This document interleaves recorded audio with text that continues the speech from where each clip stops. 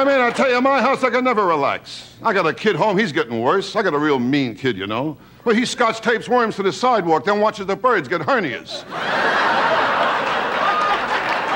Rodney Dangerfield spent 50 years converting personal humiliation into the most hilarious stand-up comedy ever produced. I tell you, since I'm a kid, I don't get no respect from anyone. Well, last week I donated blood. The family thanked me for saving their dog's life. These are Rodney Dangerfield's funniest stand-up moments. Rodney's doctor's second opinion hits harder than the first. I was talking to my doctor. You know my doctor, Dr. Finny Boombach. You know my doctor? Yeah. Well, he told me last week in his office he got 6 cases of VD. I mean, he's all right now, you know. And my doctor, he don't help either. He told me to run 5 miles a day for 2 weeks. I called him up. I said, Doc, I'm 70 miles from my house. I'll tell you about trouble. I got the wrong doctor. You know my doctor, Dr. Vinny Boombach. You know my doctor? What a doctor. You kidding me? What a doctor. I called him up. I told him I had diarrhea. Put me on hold. Oh, he's a strange doctor. Strange doctor. Oh, you kidding? I asked if my heart was strong enough for sex. He told me not if I join in, you know?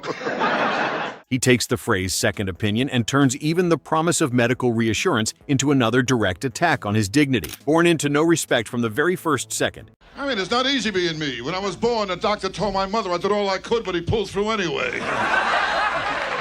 I mean, and nobody was nice. My mother never breastfed me. She told me she liked me as a friend. But when I was born, after the doctor cut the cord, he hung himself.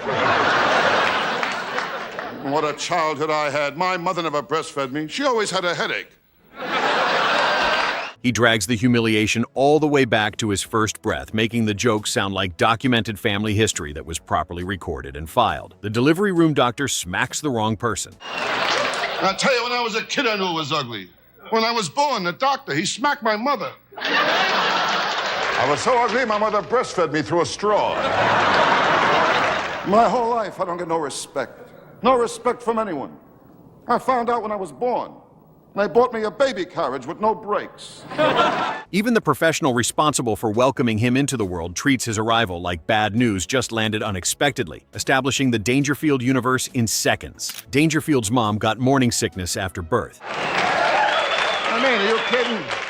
Oh, my mother had morning sickness after I was born. I don't know, it's not easy. I got no respect the day I was born. Really? No respect. The doctor picked me up and smacked me. I found out the nurse, she got a few into you. His mother's physical reaction to his existence continues past the biological deadline, making even nature itself file a formal complaint about it. Rodney describes his time at the freak show. I know I'm ugly. I went to a freak show. They let me in for nothing. Hey, you kid, I know I'm ugly. I stuck my head out the window, got arrested for mooning. Kid, I was an ugly kid, too. How ugly?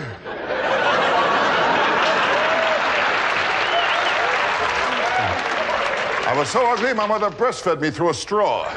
Qualifying for free entry to the show with no strings attached is another level of self-disrespect, which is exactly why the crowd was busting up. The proctologist mix-up joke. I'm ugly, I'm telling you. My proctologist, he stuck his finger in my mouth.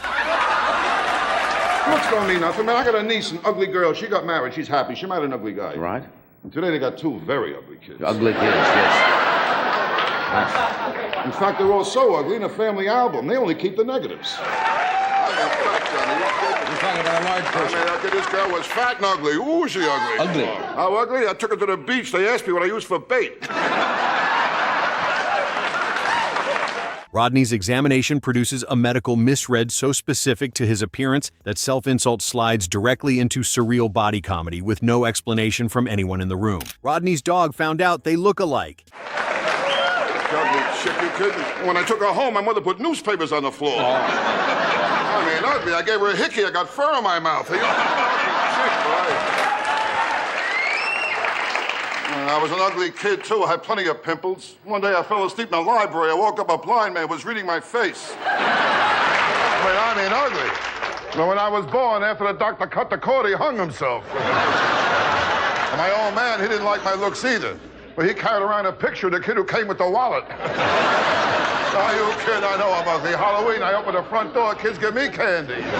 The family pet learns about the visual similarity and becomes the offended party in the exchange, somehow making the insult land harder on Dangerfield. Intimacy turns into a long-running clinical study.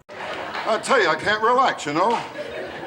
The other night I was in a place I felt like having a few drinks. Someone ordered a bartender. I said, surprise me. He showed me a naked picture of my wife. Tell you the truth, and my wife and I, we never have sex. No. Now, we get undressed, we can't stop laughing, you know?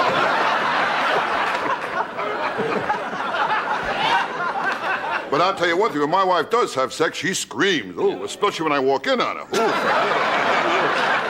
Rodney makes the undressing line sound less like a private bedroom moment and more like a couple doing formal research into their own romantic failure. Rodney's wife limits him to once a month. My sex life is nothing. My wife cut me out to once a month. Cut me down to once a month. Oh, I'm lucky. 2 guys I know she cut out completely. I got no sex life. 10 years ago, my wife put me on hold. I mean, the last time I made love to my wife, it was ridiculous. Nothing was happening. I looked at her, I said, what's the matter? Can't you think of anyone either?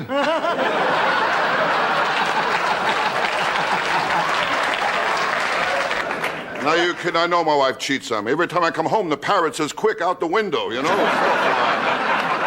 Rodney starts with his wife limiting him to once a month, then immediately tops it by revealing 2 other men operating under the same arrangement with the same woman in the same story. And the audience laughs at the extra detail arriving before they've finished processing the first insult. His wife disappears while in bed. I'll tell you one thing, though, when I have sex with my wife, it's like magic. As soon as I get in bed, she disappears. Oh, the other night she met me at the front door wearing a see-through negligee. The only trouble is she was coming home. And smoking, that's another one. Try to stop smoking, that's a beauty, huh? Well, with cigarettes, my wife and I, we made a deal, my wife and I. We only smoke after sex. I got the same pack now since 1975. What bothers me is my wife. She's up to 3 packs a day. Rodney compares intimacy with his wife to a magic performance and gives the audience half a second to expect something positive before the punchline removes the entire bedroom from underneath him in one clean move. He doesn't add any explanation after it lands, trusting the image to carry all the damage without any commentary. The kid says Rodney has nothing downstairs. I tell you, I can't relax. My kid drives me nuts. The other day I told him, I says, you're young, you don't have it upstairs. He told me I'm old, I don't have it downstairs. Getting old, Johnny. Old, huh? I told my wife I want to die in bed. She said, again? I mean, I'm getting old. I'm not a kid anymore. I know I'm getting old. In Vegas, I played a slot machine. 3 prunes came up. I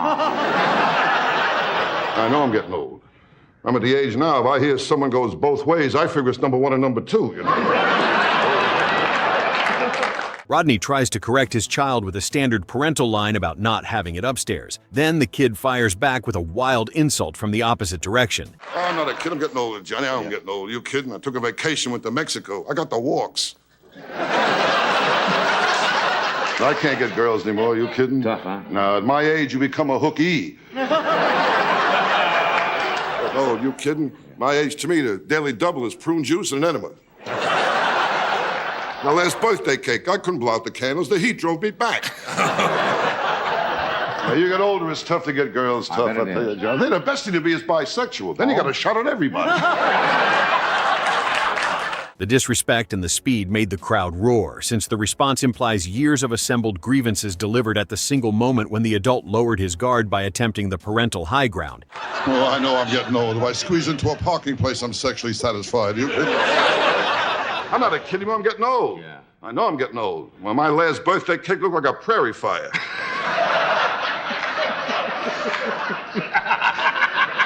You know how it is. I know I'm getting old. At my age, I want 2 girls at once, you know. Yeah, if I fall asleep, they got each other to talk to. Dangerfield's rich aunt somehow leaves him in debt. I tell you, my whole life, all I know was rejection. When I was a kid, my yo-yo, it never came back.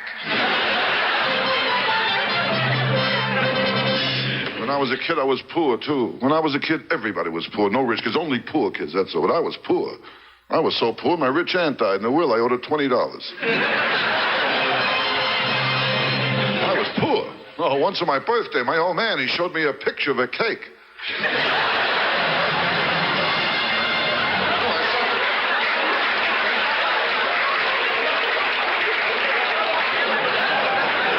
Rodney sets up the rich aunt dying as the one moment when something should finally break in his direction. Then the will somehow leaves him owing her money, converting the only setup that ever promised a genuine win into another scheduled loss with full legal documentation. I sat there all day trying to blow out the candles.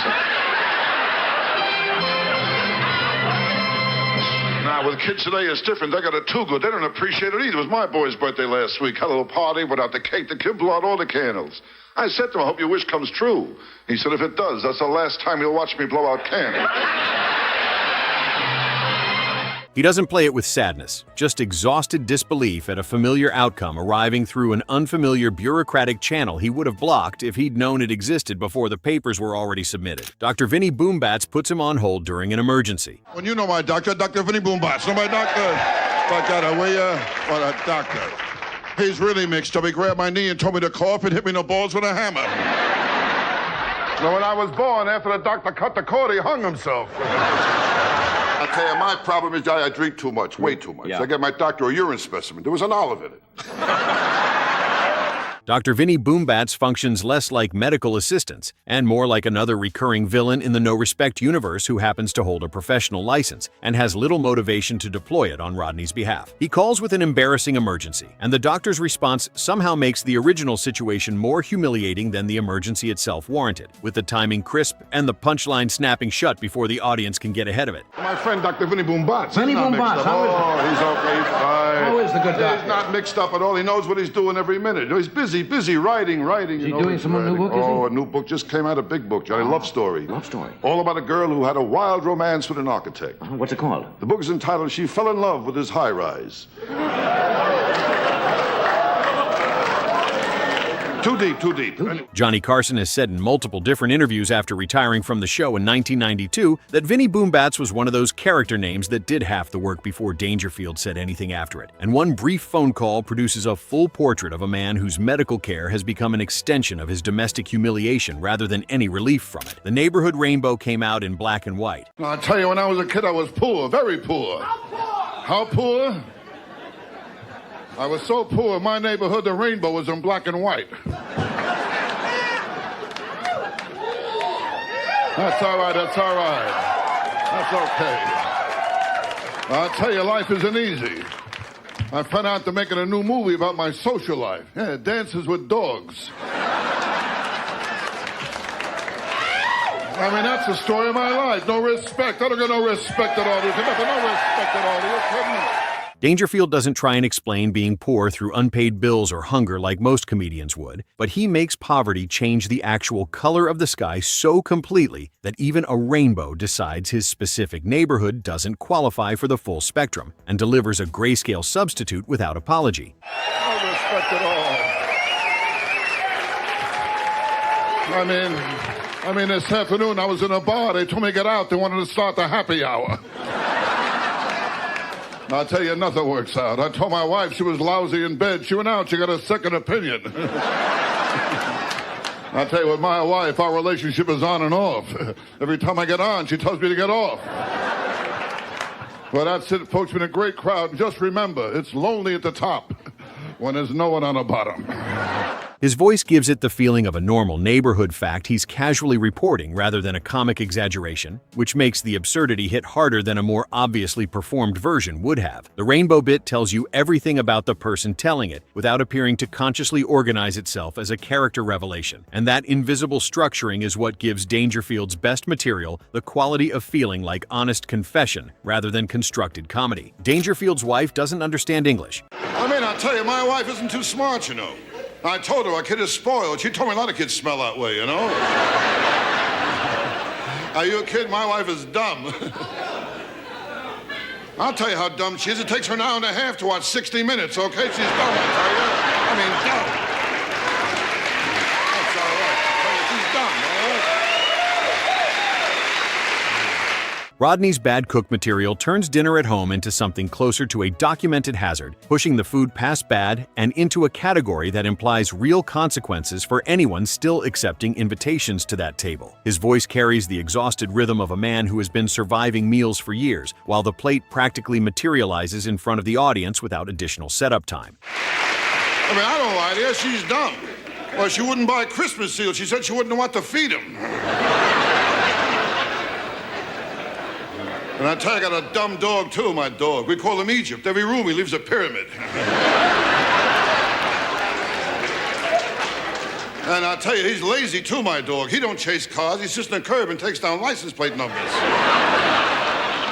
The spoiled kid wordplay closes it perfectly, with his wife taking the most literal interpretation of a simple parenting word and producing a response that documents exactly which person in the household has been consistently winning arguments through steady and genuine confusion across the entire marriage. Rodney doesn't have to call her dumb directly since the punchline does it in about 4 words, which is the specific economy that made his wife material so reliable across 50 years of stand-up, regardless of which room assembled to receive it. Rodney Dangerfield became a stand-up legend because the man delivering it had lived inside exactly this kind of trouble, making the jokes sound like documented evidence and not made-up comedy. If you laughed during this video, don't forget to like the video and subscribe to the channel for a part 3 and more classic comedy moments from television's best era like these.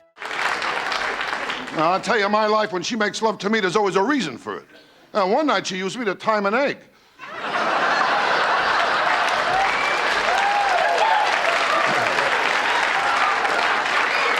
And I'll tell you something else, too. I don't like the nickname she gave me, either. Microwave.